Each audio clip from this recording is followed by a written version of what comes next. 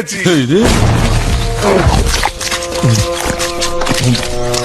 কোথায় কই গেলি?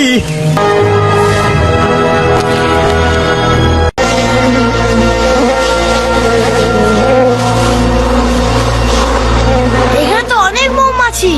হ্যাঁ জানি, কিন্তু ও নিয়ে ভাবিস না, ওরা হুল ফোটাবে না।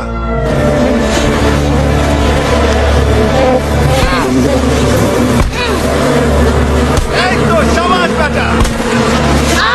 এরা তো হুল ফোটাচ্ছে। দিল মাটি করে।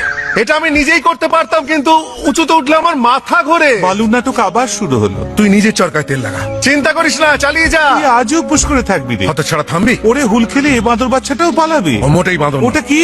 মানুষের বাচ্চা। মানুষের বাচ্চা? হ্যাঁ, মেলা ফ্যাচ ফ্যাচ করিস না, আমি কাজে ব্যস্ত আছি। কিরে, তোর কাজ ঠিকঠাক এগোচ্ছে তো? কি মামা, আরেক থেকে জুটিয়েছে বলে মনে হচ্ছে। তোরা যাবি? ওটা মানুষের বাচ্চা। মানুষের? হ্যাঁ রে, মানুষের। ওটা বাঁদর নয়। মলো যা বলছি না, মানুষের বাচ্চা। এমনিতেই তুই একটা লুপ্ত প্রায় প্রাণী, জীবনের দিন কম হয়ে আসছে, আরো কম করতে চাস? তুই তো একেবারে ফাটিয়ে দিচ্ছিস গুরু। হুল ফুটিয়েই যাচ্ছে।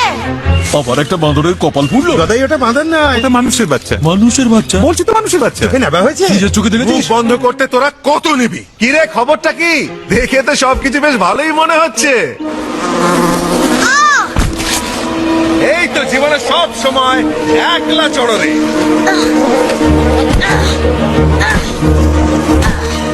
আর একটুখানি হয়ে যাবে, হয়েছে।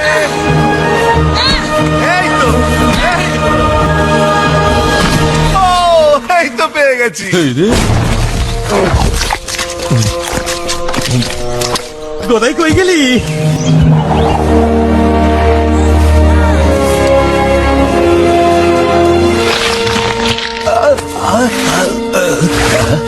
কি আরাম লাগছে। চাটো না, চাটো, পুরো চাটো। তুমি বলেছিলে ওরা হুল ফোটায় না, তাহলে এইগুলোকে কি বলবে? এ বাবা, এগুলো কি করে হলো? ও, ওগুলো নিশ্চয়ই স্ত্রী মৌমাছি ছিল। নিচ থেকে ছেলে বলে মনে হচ্ছিল, মেয়েরাই হুল ফোটায়। একটুখানি মধু লাগিয়ে নে। মধু? সত্যি? হ্যাঁ, একটু মধু লাগা, একটুখানি চেটে নে, এক্ষুনি সেরে যাবে। ঠাম্মা দিম্মা টোটকা, আমি তো এমনি এমনি লাগাই। ধন্যবাদ। তাহলে হিসাব চুকে গেল। ওরে একটু দাঁড়া বাবু, তোর নামটা কি বলতো? আমাদের তো ভালো করে আলাপই হলো না। মোগলি। মোগলি? মোগলি একটা ফাটাফাটি নাম।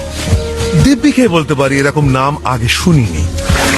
আরে মোগলি, শোন না ভাই, আগামী সপ্তাহের মধ্যে আমাকে অনেক মধু জোগাড় করতে হবে। শীত আসছে যে।